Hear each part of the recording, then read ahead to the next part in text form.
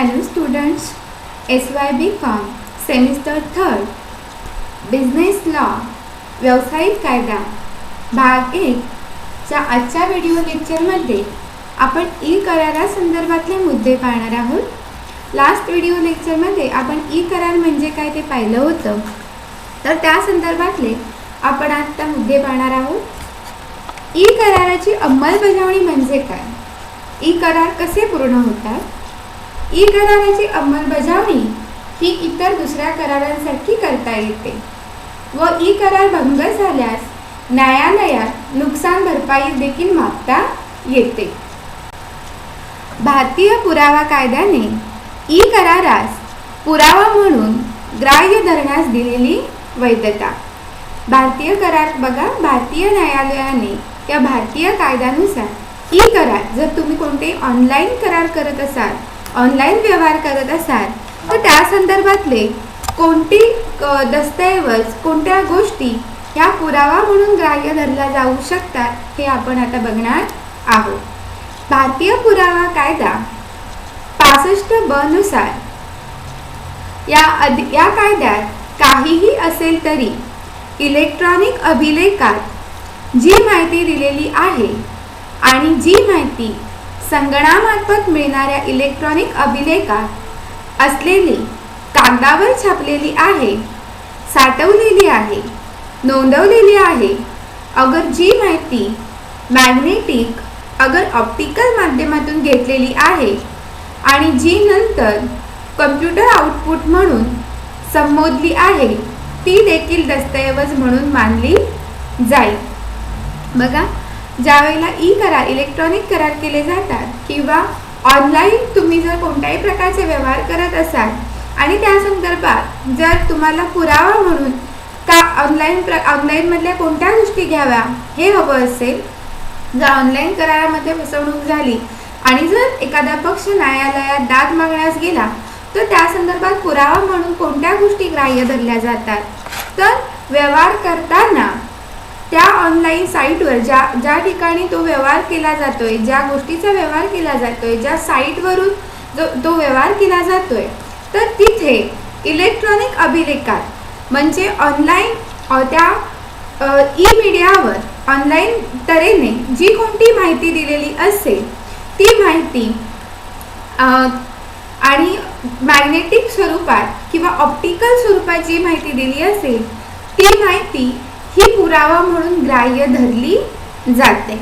म्हणजे जर मी एखाद्या इलेक्ट्रॉनिक वस्तूची जर खरेदी करत असेल आणि मी ॲमेझॉन या साईटवर गेले आणि तिथे मी एखादा टी व्ही खरेदी केला, तर त्या टी व्ही संदर्भात मला त्या ॲमेझॉनच्या साईटवर मला टी व्ही खरेदी करताना जी कोणती माहिती दिसेल, त्या टी व्हीविषयी मला जे कोणते डिस्क्रिप्शन दिसेल, ती माहिती हा तिथला आपण ग्राह्य पुरावा म्हणून त्या इलेक्ट्रॉनिक अभिलेखात तिथे असलेली माहिती हा आपण एक ग्राह्य पुरावा, उचित पुरावा धरू शकतो.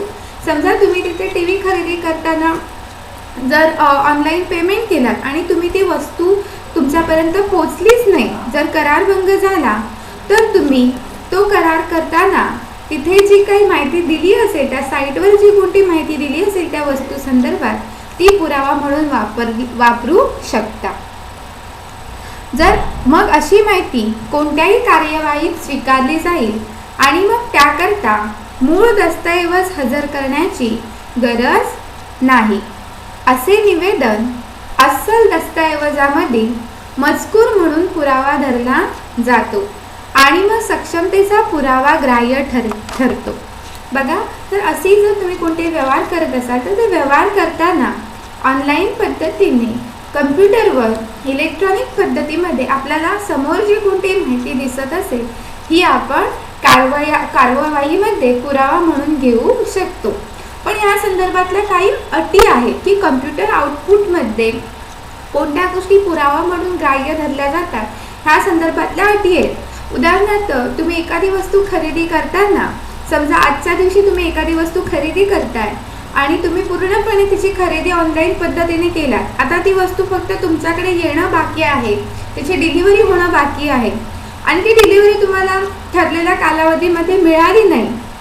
त्याच्यानंतर तुम्ही समजा त्याची तक्रार करण्यासाठी परत त्या साईटवर गेलात, पण तुम्हाला जी वस्तू खरेदी केली आहे ती परत तिथे कुठे दिसलीच नाही, ती पूर्णतः माहिती तिथून अदृश्य झाली असेल, तिथून नष्ट करण्यात आली असेल, तर मग अशा केसेसमध्ये काय? तर या संदर्भात काही अटी दिलेल्या आहेत की कोणत्या प्रकारच्या ऑनलाईन गोष्टी केल्या पाहिजेत. कम्प्युटर आउटपुटमधील माहिती त्या कम्प्युटरने निर्माण केलेली होती आणि तो कम्प्युटर नियमितपणे वापरला जात होता आणि विशिष्ट मुदतीमध्ये माहिती संकलित होत होती. नियमित कामकाजाकरता अशी माहिती जमा होत होती आणि त्या व्यक्तीचे त्या कम्प्युटरवर कायदेशीर नियंत्रण होते. म्हणजे आपण जे ऑनलाईन करार करतो तर ते ऑनलाईन करताना हे आपण दक्षता घेतली पाहिजे की अशा प्रकारचे ऑनलाईन करार हे नेहमी त्या ठिकाणी होत असतात. मी एखाद्या साईटवर जाऊन समजा एखादा व्यवहार करत असेल, मी एखाद्या समोरच्या व्यक्तीशी एखाद्या दुसऱ्या ठिकाणावरून त्या व्यक्तीशी मी जर करार करत असेल तर ती व्यक्ती ही त्या कम्प्युटरचा नियमितपणे वापर करते हे मला माहिती असलं पाहिजे. नियमितपणे त्या कम्प्युटरवर वेगवेगळी माहिती ही संकलित होत असते, वेगळी माहिती अपडेट होत असते हे मला माहिती असलं पाहिजे. आणि त्या व्यक्तीचं त्या कम्प्युटरवर कायदेशीर नियंत्रण आहे, म्हणजे लीगली ती साईट, आपण ज्या साईटवर समजा व्यवहार करतो ती साईट लीगल आहे हे मला माहीत असलं पाहिजे. त्यानंतर त्याच मुदतीमध्ये नेहमीच्या दैनंदिन व्यवहारात इलेक्ट्रॉनिक अभिलेखात गोळा केलेली माहिती नियमितपणे त्या कम्प्युटरमध्ये पुरवली जात होती. तर तो कम्प्युटरचा नियमित वापर असला पाहिजे, दैनंदिन व्यवहारात त्या कम्प्युटरला वापरलं गेलं पाहिजे. त्या मुदतीमधील सदरचा कम्प्युटर व्यवस्थित चालू होता. अगर जरी तसा चालू नव्हता तरी देखील त्या मुदतीमध्ये मूळ इलेक्ट्रॉनिक अभिलेखावर अगर त्याचे अचूक निवेदनावर काही परिणाम झालेला नव्हता.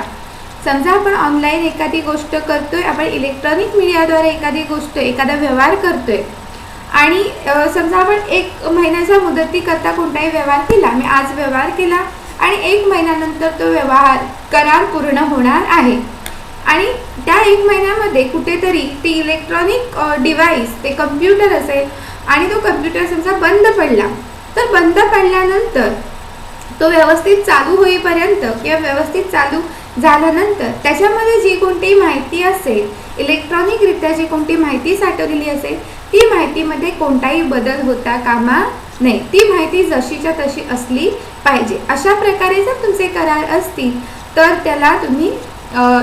ते करार व्हॅलिड ठरतात.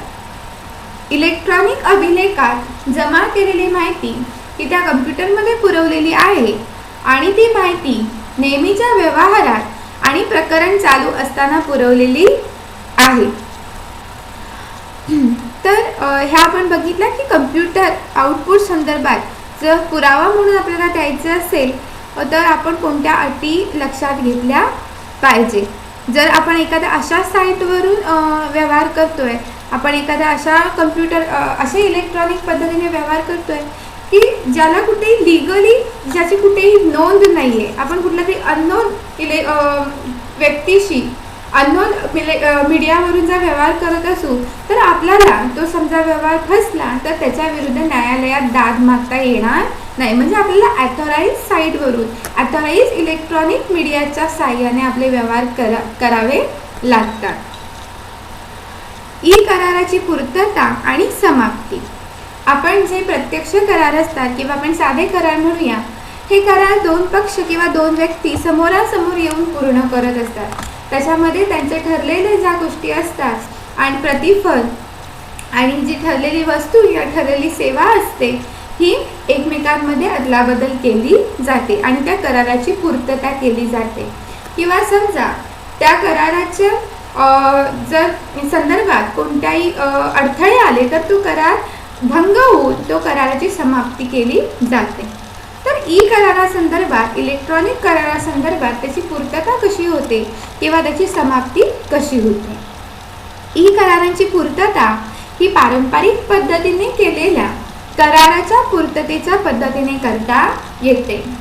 येथे भारतीय करार कायदा कलम 37 नुसार करार करणाऱ्या व्यक्तींनी करारात नमूद केल्याप्रमाणे आपापल्या वचनांची पूर्ती केली पाहिजे. जर वस्तूंचा ताबा देण्याबाबत ई करार असेल तर ई कराराची पूर्तता करण्याचे ठिकाण हे पारंपरिक करारासारखेच पेपरवर नमूद केल्याप्रमाणे असते. परंतु इलेक्ट्रॉनिक माध्यमाद्वारे करार पूर्ततेमध्ये सॉफ्टवेअर डाउनलोड करणे किंवा ई पुस्तक मिळवणे याचा समावेश असतो, ज्याबद्दल करार पूर्ततेच्या ठिकाणाविषयी वाद उद्भवतात. ई करारांची समाप्ती ही देखील पारंपरिक कराराप्रमाणे केली जाते. उदाहरणार्थ, कराराची पूर्तता करून परस्पर संमतीने अशक्य झाल्यामुळे करार भंगामुळे ई करार हे जास्त प्रमाणात रद्द करून समाप्त केले जातात. बघा, ई करारांची पूर्तता म्हणजे ई करार कसे पूर्ण होतात. तर समजा एखादा ई करार हा वस्तूंचा ताबा देण्यासंदर्भात झाला असेल. आपण ऑनलाईन पद्धतीने जर तुम्ही एखादी वस्तू खरेदी केलात तर ती वस्तू तुम्हाला तुमचा घरपोच किंवा जिथे त्यांचं ऑफिस असेल तिथे तुमच्या ताब्यात दिली जाते आणि त्याचं पेमेंट तुम्ही एकतर ऑनलाईन पद्धतीने करू शकता किंवा त्याचं पेमेंट हे तुम्ही त्या समोरच्या व्यक्तीकडून डिलिव्हरी देणाऱ्या व्यक्तीला तुम्ही ते पेमेंट देऊ शकता. अशा प्रकारे जे आपले नॉर्मल करार असतात, आपले साधे करार असतात, त्याप्रमाणे आपण ई कराराची पूर्तता करू शकतो. तिथे आपल्या नॉर्मल कराराप्रमाणेच वस्तूंचा ताबा आपण घेऊन त्याचे पैसे आपण म्हणजे त्याचं प्रतिफल आपण देऊन ते करार पूर्ण करू शकतो.